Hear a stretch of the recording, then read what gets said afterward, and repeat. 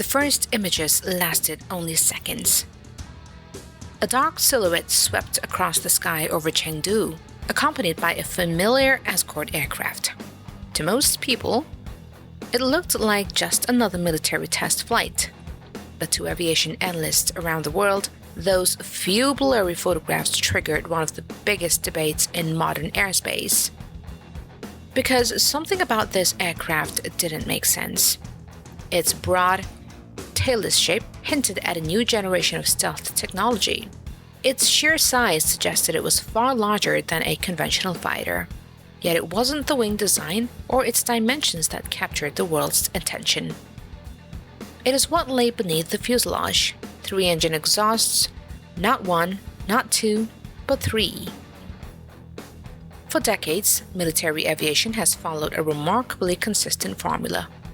The world's most advanced fighters, the F-22 Raptor, the Su-57, and even China's own J-20 all rely on 2 powerful engines. Engineers have spent generations refining that balance because it delivers the best combination of speed, reliability, efficiency, and stealth. So why would China's newest prototype abandon that formula? At first glance, the decision seems almost irrational. A 3rd engine adds weight. It burns more fuel. It increases maintenance. It creates another source of heat for infrared sensors to detect and another opening that engineers must somehow hide from radar. Every lesson learned over the last half a century suggests that fewer engines are usually better. Yet military aircraft are never built by accident. Every intake carved into the fuselage, every panel line, every angle of the wing, every kilogram of extra weight is a compromise made only after countless hours of testing, modeling, and engineering.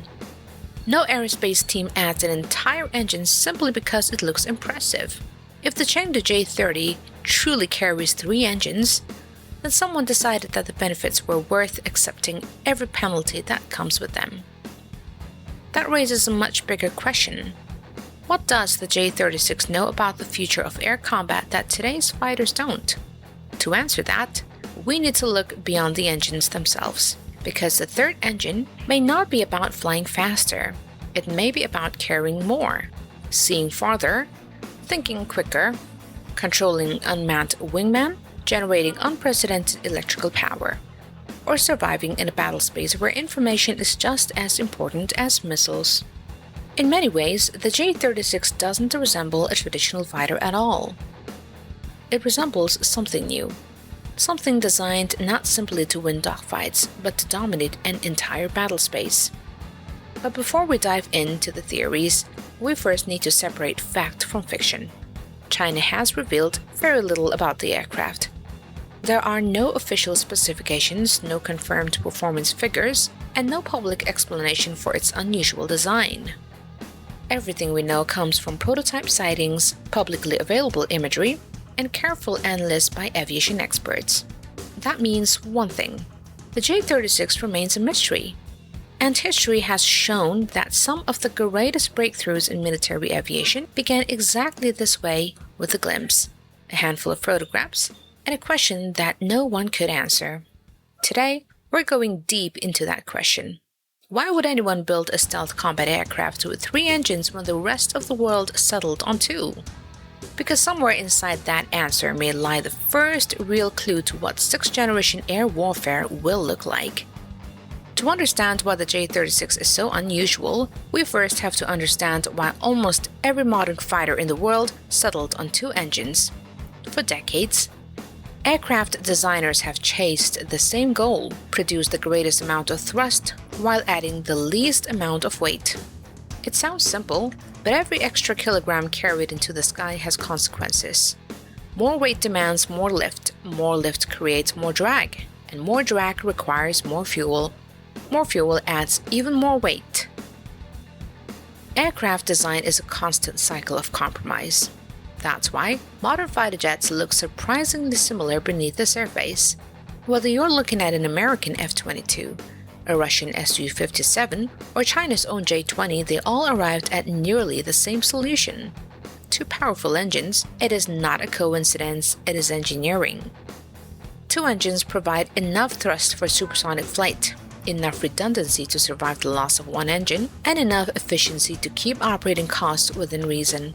Just as importantly, they allow engineers to design cleaner airframes with fewer radar reflections and fewer hot exhausts that enemy infrared sensors can track.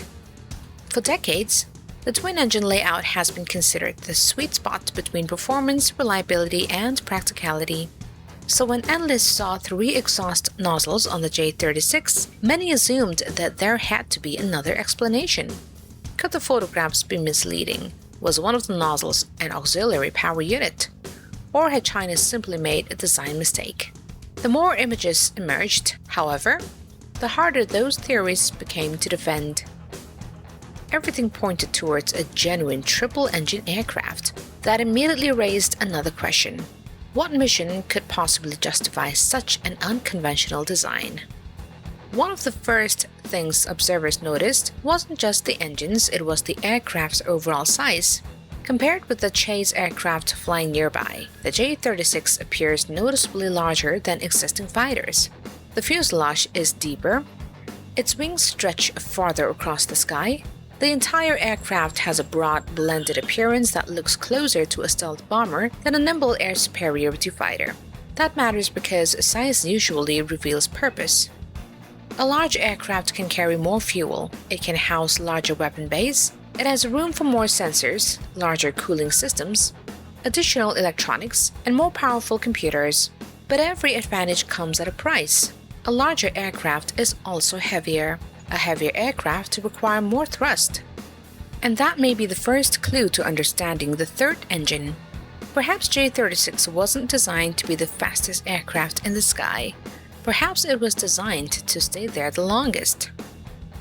Military aircraft aren't designed in isolation. They're designed to solve geographical problems. For China, one of the biggest challenges is distance. The Pacific Ocean is enormous. Potential operational areas stretch for thousands of kilometers. Aircraft may have to escort bombers far from home, patrol maritime approaches for hours, or operate alongside carrier groups over vast expanses of open water. Unlike short-range interceptors of the Cold War, tomorrow's combat aircraft may spend much on their time supply traveling to and from the battlefield. Range becomes a weapon on its own right. A fighter that can remain airborne longer, sees more, protects more, and responds faster than one constantly returning to refuel. That means carrying more fuel internally, and carrying more fuel means carrying more weight. Suddenly, the third engine starts looking less like an extravagance and more like a practical solution to a demanding mission. But what if the extra engine isn't there primarily for speed? Modern combat aircraft consume electricity on a scale that would have seemed impossible only a generation ago.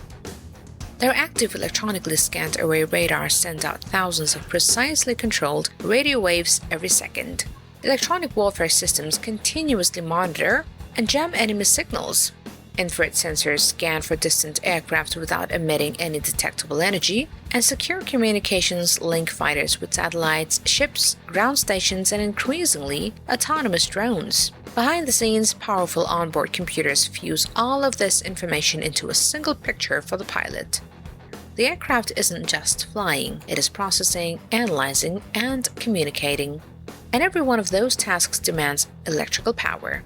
In the future, those demands could grow even larger. Directed energy weapons, more capable electronic warfare suites, and increasingly sophisticated artificial intelligence could all require significantly greater power generation than today's fighters. The engines of tomorrow may be valued as much for the electricity they produce as for the thrust they deliver. And if that's true, the J-36 third engine could represent a shift in priorities, from building faster fighters to building smarter ones. Perhaps the biggest change in modern air combat isn't happening in the aircraft themselves. It is happening around them. Future crewed fighters are expected to operate alongside autonomous or semi-autonomous drones, often called loyal wingman. Rather than flying into battle alone, a single aircraft could direct several unmanned partners, each carrying out specialized tasks. One drone might scout ahead using passive sensors, another could jam enemy radar. A third might carry additional missiles, Others could act as decoys, drawing enemy fire away from the crewed aircraft. Managing the airborne team requires constant communication, rapid data processing, and reliable networking. In that role, less of a lone fighter ace and more of a battlefield commander. If the J-36 was designed with this concept in mind, its large airframe suddenly makes perfect sense. More internal space means more computing hardware, more communications equipment, larger cooling systems, and the electrical capacity needed to support them. The aircraft stops being just another fighter. It becomes the center of an entire combat network. And that could be the real reason why its designers accepted the complexity of a third engine. These remain informed theories rather than confirmed facts. Until China releases official details, no one outside the program can say with certainty why the J-36 was built this way. But history suggests that when engineers willingly embrace a major compromise, they're usually pursuing an even greater advantage.